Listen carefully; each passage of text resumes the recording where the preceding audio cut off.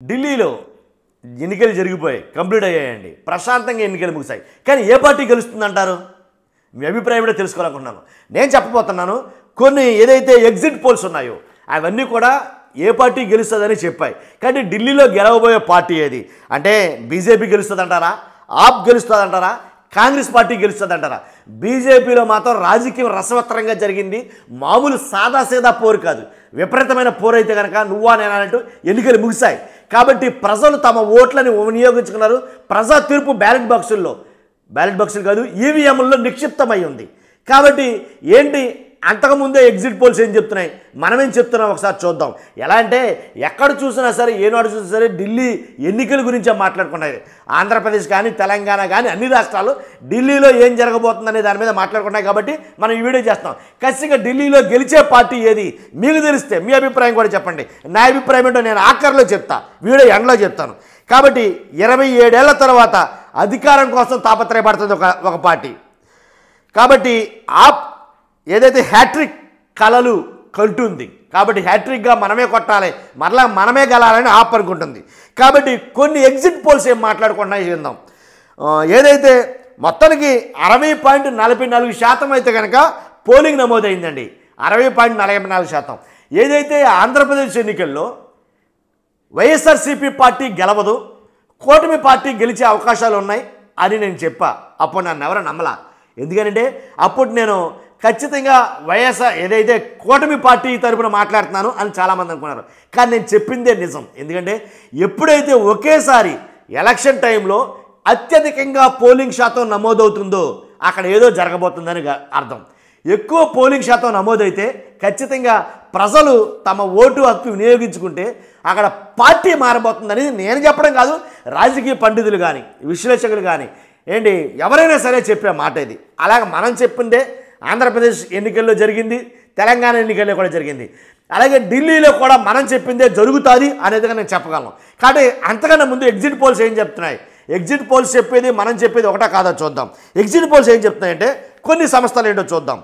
Peoples pulse చాలా ప్రఖ్యాతిగాంచినటువంటి exit poll ఇది.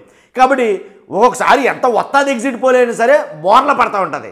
కాబట్టి ఈ పీపుల్స్ పల్స్ ఎగ్జిట్ పోల్స్ ఏం చెప్తుందంటే బీజేపీ పార్టీకి 51 నుంచి 60 స్థానాలు వస్తాయి, ఆప్ పార్టీ 19 నుంచి 19 స్థానాలు వస్తాయి, కాంగ్రెస్కి అసలు ఒక్కటి కూడా రాదు అని చెప్తుంది ఈ పీపుల్స్ పల్స్ పార్టీ. కాబట్టి అంతేకాదు ఢిల్లీ అసెంబ్లీలో మొత్తం ఉన్న స్థానాలు 70 స్థానాలే, ఇది మీకు చెప్పాలని చెప్తున్నా. తర్వాత పీపుల్స్ ఇన్సైట్ అనే సంస్థ బీజేపీ పార్టీకి 40 నుంచి 44 స్థానాలు వస్తాయని చెప్తుంది.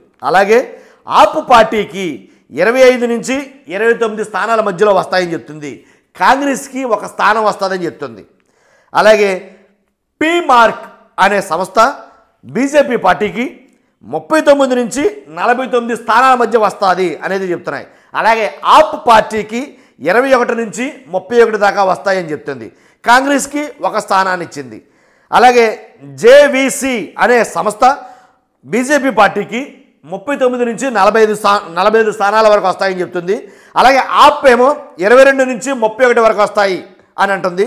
తర్వాత కాంగ్రెస్కి ఏమో 2 స్థానాలు వస్తాయి అంటుంది. అలాగే పోల్ డైరీ అనే ఎగ్జిట్ పోల్ సంస్థ బీజేపీ పార్టీకి వచ్చే స్థానాలు 42 నుంచి 50 స్థానాల వరకు వస్తాయి అనేది చెప్తుంది.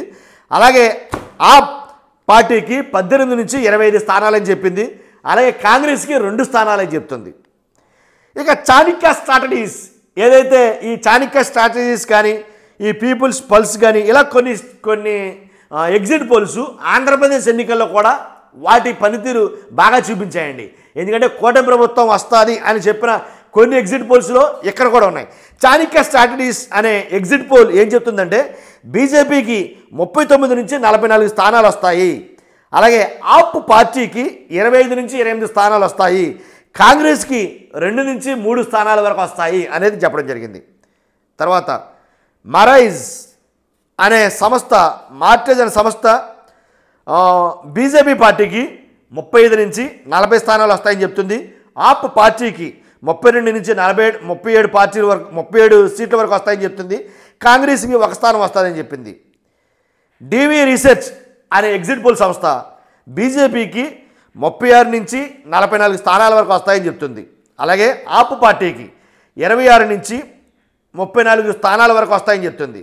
అలాగే వి ప్రిసైడ్ అనే ఎగ్జిట్ పోల్ సంస్థ 18 నుంచి 23 స్థానాలు బీజేపీకి గెలుచుకుంటుంది. అలాగే ఆప్ పార్టీ 46 నుంచి 52 స్థానాలు గెలుచుకుంటుంది. కాంగ్రెస్ 1 స్థానం అంది. ఇది ఏదైతే ఈ వి ప్రిసైడ్ అనే ఎగ్జిట్ పోల్ సంస్థ ఉందో ఆప్ పార్టీ అధికారంలోకి వస్తుందని చెప్తుంది. తర్వాత మైండ్ బ్రింగ్ మీడియా అనే ఎగ్జిట్ పోల్ సంస్థ 21 నుంచి 25 స్థానాలు బీజేపీకి వస్తాయి. ఆప్ పార్టీకి 44 నుంచి 49 స్థానాలు వస్తాయని చెప్తుంది. కాంగ్రెస్కి 1 స్థానం అని చెప్తుంది. కాబట్టి పోల్ ఆఫ్ పోల్స్ అనే సంస్థ ఎగ్జిట్ పోల్ సంస్థ బీజేపీకి 39 వస్తాయని చెప్తుంది. అలాగే ఆప్ పార్టీకి 30 స్థానాలని చెప్తుంది. కాబట్టి ఇంకోటి ఏంటంటే నేను చెప్పబోయేది 1 2 3 4 5 6 7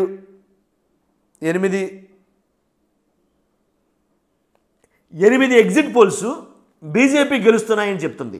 2 మాత్రమే, అంటే 2 సంస్థలు మాత్రమే ఆప్ పార్టీ గెలుస్తాయని చెప్తున్నాయి. ఎక్కువగా మ్యాక్సిమం ఏ ఎగ్జిట్ పోల్ చూసినా ఢిల్లీలో బీజేపీ పార్టీ గెలుస్తుందని అనిపిస్తుంది. కాబట్టి మన అభిప్రాయం ఏంటంటే ఖచ్చితంగా చెప్తానన్నాను కాబట్టి బీజేపీ గెలుస్తుందేమో అక్కడ అని నా అభిప్రాయం. ఎందుకంటే ఏదైతే రాజకీయ సమీకరణాలని కొన్ని సమీకరణాలు చూసుకుంటే కనుక ఎందుకంటే ఏదైతే కొన్ని రాజకీయ సమీకరణాలు అన్నీ చూసుకుని బీజేపీ పార్టీ అక్కడ గెలుస్తుంది అనేది నా అభిప్రాయం కూడా. కాబట్టి ఆప్ ఎందుకు గెలవదంటే గెలవపడానికి శతకోటి కారణాలు అయితే ఉన్నాయి. కాబట్టి చూద్దాం, ఎవరా అంచనాలైనా తలకిందులు చేసింది ప్రజలే. చూద్దాం ఏం చేస్తారో, ప్రజా తీర్పు ఎలా ఉందనేది. ఖచ్చితంగా చూస్తున్నా మీరు అందరూ కూడా ఫస్ట్ లైక్ చేయండి, మీ అభిప్రాయం తెలియజేయండి. ఫస్ట్ నా అభిప్రాయం ఏముంది, పీపుల్స్ మధ్యదే ఉంది, కానీ నేను ఎక్కువగా గౌరవించేది మీ అభిప్రాయాన్ని. కానీ మీ అభిప్రాయం అంటే ఖచ్చితంగా కామెంట్ రూపంలో తెలియజేయండి.